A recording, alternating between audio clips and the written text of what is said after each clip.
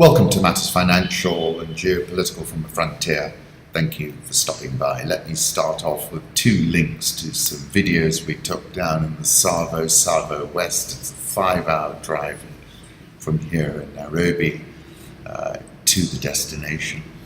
And the day we arrived, we turned ourselves around and we went out in the evening, in the afternoon. And we found ourselves at Mazima Springs in the late evening, and this is what happened. Do take a look. We came across two families, I think, of elephants on the footpath, and then another link to a herd of elephants that came onto the property where we were staying, which is Finch Hatton's, and have a look at the movement of the legs, because elephants speak apparently as far as 10 kilometers distance via seismic vibrations.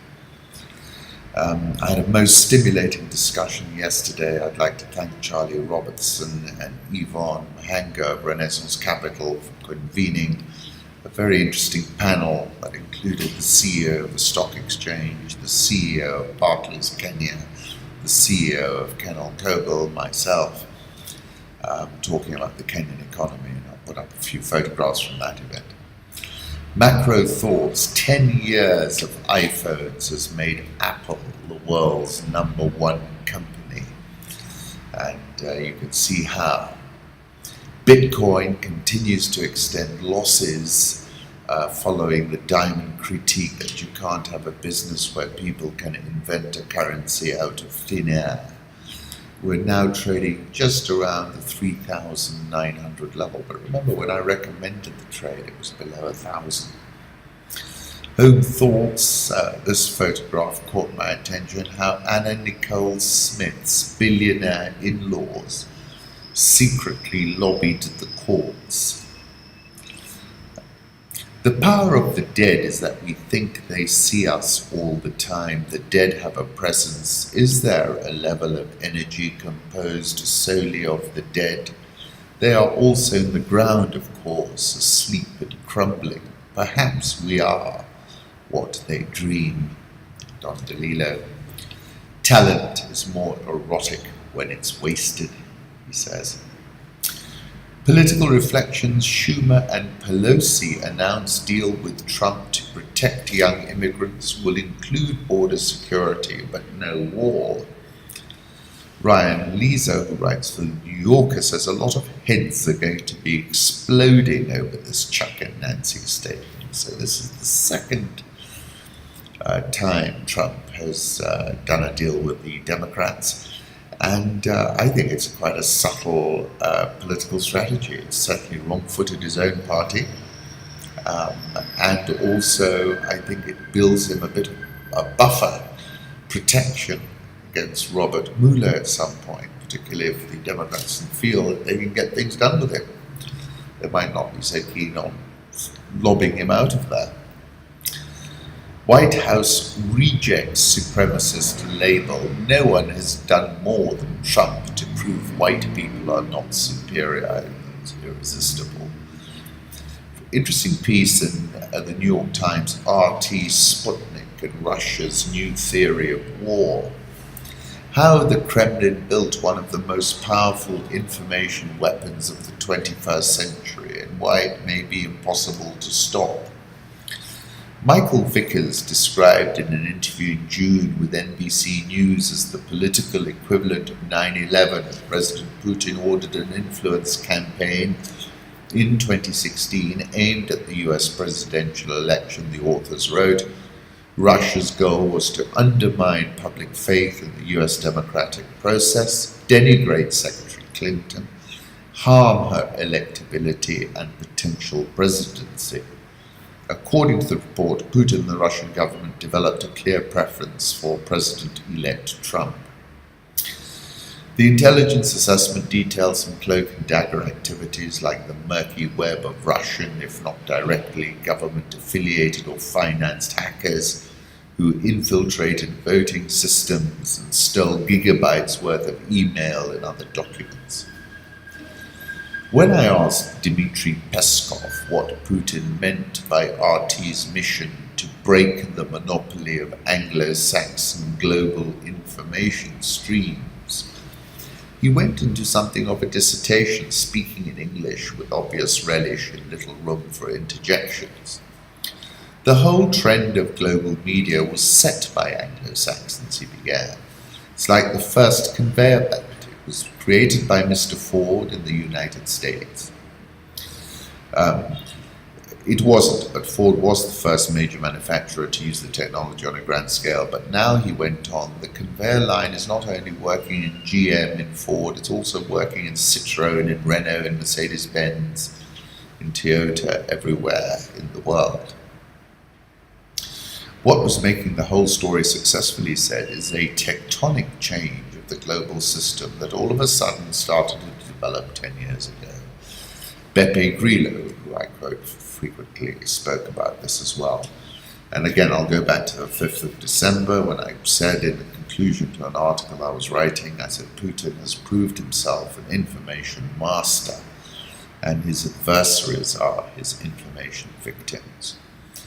An article that I wrote in September 2012 when I was quoting a US Army quarterly from 1997, which said one of the defining bifurcations of the future will be the conflict between information masters and information victims. This information warfare will not be couched in the rationale of geopolitics, the author suggests, but will be spawned, like any Hollywood drama, out of raw emotions, hatred, jealousy, greed. Emotions rather than strategy will set the terms of information warfare struggles. Relevant. Mueller probe has red-hot focus on social media, officials are saying. Russia's effort to influence US voters through Facebook and other social media is a red-hot focus of Special Counsel Robert Mueller. The ability of foreign nations to use social media to manipulate and influence elections and policy is increasingly seen as the soft underbelly of international espionage. Another official said, because it doesn't involve the theft of state secrets, and the US doesn't have a ready defense to prevent such attacks. Facebook said last week it had found about $100,000 in ad spending connected to fake accounts probably run from Russia. This is the wild, wild west, Warner said. And again, I go back to that article of December 2016. I said it's all about the non-linearity of the evidence trail. Jared Kushner obviously led this social media effort. And the nature of it, I'm sure he pulled in a lot of resources, some were Russian. And the question about how he's pulled it all together, how he put that together, if it's very linear, it's going to be problematical for him. I said the first thing is plausible deniability. And this is something that I think the Russians achieved here. The second thing is non-linearity. You have to learn how to navigate a linear system, the new 21st century digital ecosystem, in a non-linear way. And I was giving an example of a social media campaign that the Mombasa governor had launched, where he had 100 bots repeating exactly the same thing. And that was very linear. When it's like a look at me sign, you've got to be a bit more subtle than that. I said, I have no doubt that Putin ran a seriously 21st century, predominantly digital program of interference which amplified the Trump candidacy, and that Trump was an ideal candidate for this kind of support. He is a linguistic warfare specialist. And I go back to that Don DeLillo quotation, we have a deviate tomahawk. That deviate is Putin in my thinking. We copy, there's a voice. We have gross oscillation here. There's some interference. I've gone redundant, but I'm not sure it's helping. We are clearing an outframe to locate source. Thank you, Colorado. It is probably just selective noise. You are negative red on the step function quad. It was a voice, I told them. We've just received an affirm on selective noise. We will correct Tomahawk. In the meantime, advise you to stay redundant. The voice, in contrast to Colorado's metallic pigeon, is a melange of repartee, laughter and song with the quality of purest, sweetest sadness. Somehow we are picking up signals from radio programs of 40, 50, 60 years ago. Japan's Abe and India's Modi are meeting as the two face an increasingly assertive China. Shinzo Abe is holding his 10th summit with India's leader Narendra Modi on Thursday, underscoring the importance of strategic ties between the countries as the two face an increasingly assertive China. Supplying submarine technology would lock Japan and India into an even tighter defense relationship for 2 years to come. I don't think Modi plus Abe is going to be able to checkmate or contain Xi Jinping, but it's obviously Narendra Modi's strategy.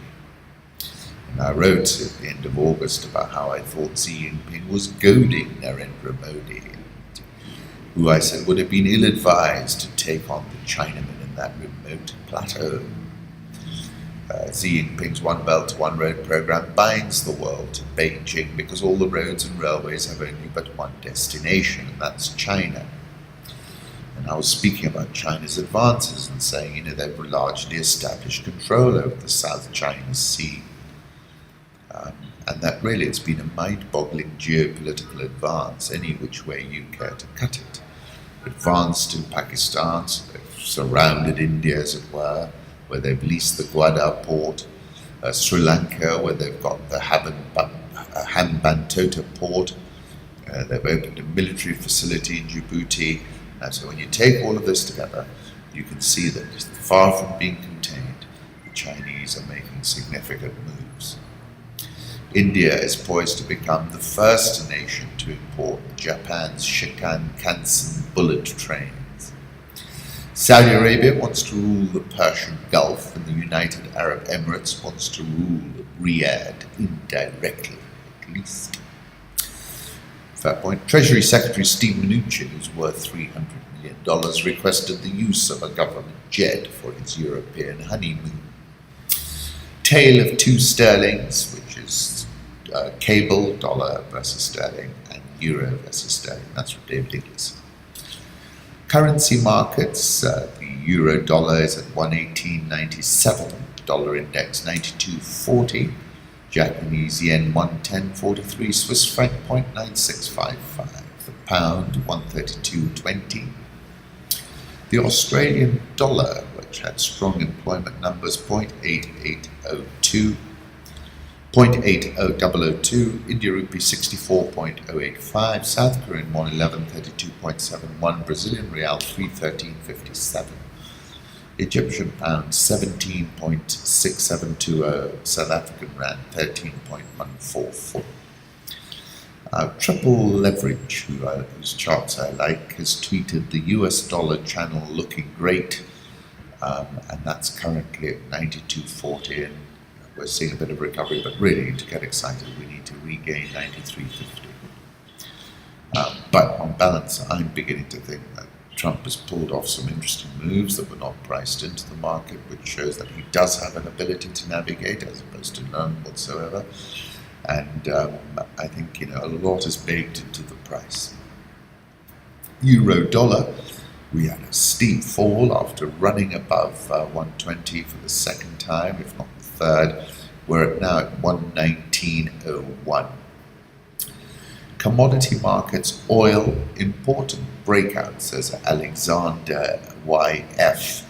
And you can see people are getting a little bit bullish here. US crude oil, $49.67, and nearing that very important 50 level. US crude oil futures settled at $49.30, according to Lee Sachs.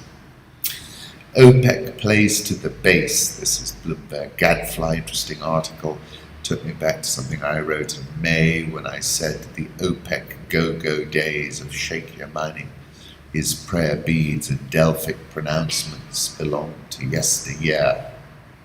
Put up a photograph of Ahmed Zaki Yamani. And this is a gold chart from Triple Leverage again. We're now at 13.24, but it's trading pretty soft of late. Philippine stocks have hit a record high, as David Inglis Coming to sub-Saharan Africa, interesting piece in Bloomberg. Used motorbike anyone? Angolans get creative as dollars dry up. Desperate for hard currency, Angolans are coming up with new ways to convert their kwanzas into dollars and into euros. Felipe Afonso got tired of waiting in line at a bank to exchange his kwanzas for greenbacks, so he bought 2 second-hand BMW motorcycles, shipped them to Portugal and sold them for euros to pay for his family's expenses back home. You do what you need to get hard currency, said Afonso, who runs a truck dealership on the outskirts of Luanda. Africa's second largest oil producer was one of the world's fastest growing economies for about a decade after a civil war ended in 2002. Flush with petrodollars, the government built roads, railways and other infrastructure, while skyscrapers went up across Luanda. But with the sharp drop in crude prices that began in 2014, economic growth slowed to zero last year and foreign exchange inflows dwindled. Authorities are in a bind. Devaluation of the kwanza is needed to attract investment and spur exports, but that would also fuel inflation, which soared as high as 42% this year in a country that imports almost all its consumer goods. Defending the currency's peg is depleting foreign exchange reserves that have fallen by almost half in the past 5 years. There continue to be rumours and gossip on the streets about a potential devaluation of the kwanza, but I don't think this will happen before the end of the year. The kwanza trades at 395 per dollar on the black market, almost 60% weaker than its official rate of 166. Flow of Angolan goods to the Congo became so intense last month that the Congolese government imposed a 6-month ban on imports ranging from cement to beer from its neighbouring country. Angola's foreign exchange reserves have almost halved to $17.5 billion, lowest level in 6.5 years. They're thinking of doing a $2 billion Eurobond. Most of our buyers are Angolans or Angolan companies eager to escape the possibility of a kwanza depreciation.